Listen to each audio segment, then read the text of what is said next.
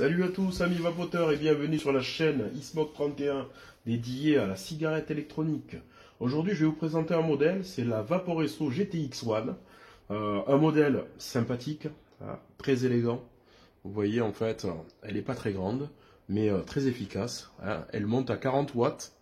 C'est un modèle qui est plutôt pas mal. Là vous avez une partie, hop, clairomiseur, hop, à ce niveau-là. La partie qui vaporise, je vais vous la montrer de plus près. Vous avez un embout ici qui est clipsé. Particularité de ce modèle, je remplis par le haut. Je dévisse ma partie top cap ici, hop, et j'ai accès à mon réservoir. C'est là que je mettrai mon liquide. Je referme ici et on est bon. Là, vous avez la partie basse sur laquelle vous avez un contrôle de débit d'air. Vous le voyez. Je suis en train de le bouger, hop, ici. Je vois les petits trous. Et donc, en fait, c'est par cette partie-là, quand je la retourne, que je vais avoir accès à ma résistance. Je dévisse la partie basse qui devient haute, pour le coup. Et du coup, j'ai ma résistance qui n'est pas vissée, mais posée.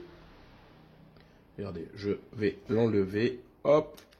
Je peux l'enlever comme ceci. Et voilà ma résistance. Ma résistance, elle vient ici et j'appuie dessus.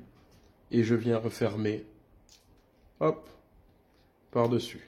La première, voilà, résistance mise dedans, c'est la 0,8. Elle est déjà intégrée dedans.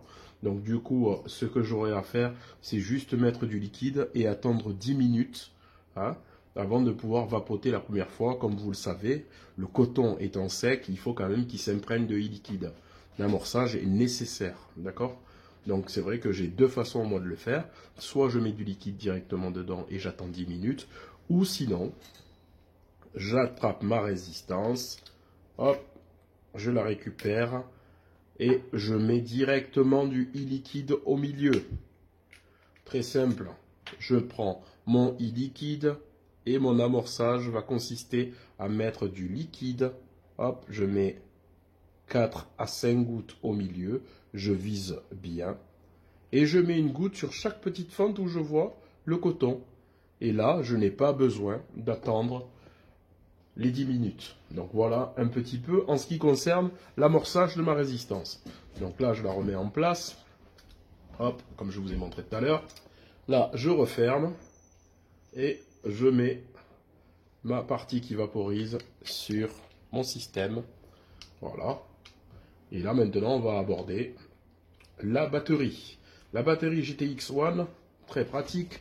J'appuie 5 fois rapidement pour l'activer. Je vois marqué Vaporesso, j'espère que vous le voyez bien. J'ai la valeur de ma résistance qui est indiquée en haut à gauche. En dessous, j'ai le temps en secondes exprimé par rapport au temps moyen pendant lequel je tire. J'ai aussi une information concernant les watts. Et en haut à droite, j'ai le niveau de charge de ma batterie. Donc pour incrémenter, j'ai un bouton positif en haut et négatif en bas. C'est moi qui vais décider comment je suis. Alors c'est une batterie en fait qui dispose de plusieurs modes. Des modes différents. Et pour rentrer dans le menu, en fait, j'ai juste besoin d'appuyer simultanément sur le bouton positif et négatif. Et je me retrouve en fait dans un sous-menu, menu dans lequel je vais avoir le smart voltage-wattage, le mode voltage-wattage dans lequel on était, ou voltage-volt, ou sinon on remet tout par défaut et à la fin sortie, et j'ai juste pour sélectionner le bouton Fire. Voilà.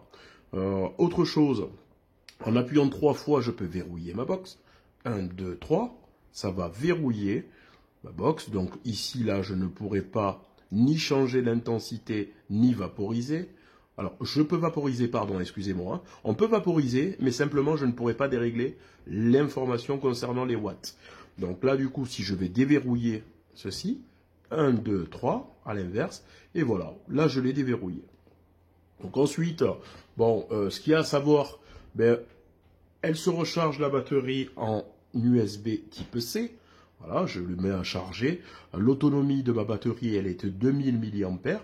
C'est quand même un modèle en 2000 mAh, c'est quand même très confortable pour quelqu'un qui fume 20 cigarettes par jour. On est à peu près à 2 jours d'autonomie. C'est quand même assez confortable. Le réservoir, on a un réservoir de type bulbe. Alors, la partie bulbe, c'est intéressant parce que du coup, ça rajoute au niveau de la capacité, on est à 3 ml de liquide dedans, ce qui est quand même bien confortable, hein. Et donc, du coup, en fait, c'est un modèle qui, au niveau du design, est quand même sympathique. Donc, c'est un modèle que je recommande pour les personnes qui fument entre 2 et 15 cigarettes et voire un petit peu plus. C'est quand même un modèle qui est assez élégant et simple d'utilisation. Donc, voilà un petit peu sur ce type de modèle.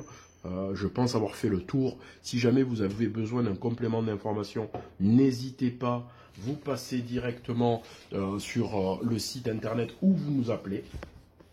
Alors oui, il y a des choses que vous avez en plus en fait dans le kit, dont j'ai oublié de parler, à savoir, on vous met dans le kit en fait une partie en verre qui ne sera pas en bulbe, elle sera droite, donc moins de contenance en e-liquide, on sera à 2 ml, et une batterie de joints en fait pour pouvoir mettre la partie vitrée si vous avez un problème. Généralement les joints, tant qu'ils ne sont pas coupés, vous n'avez pas à les changer, mais vous avez quand même une partie vitrée en plus.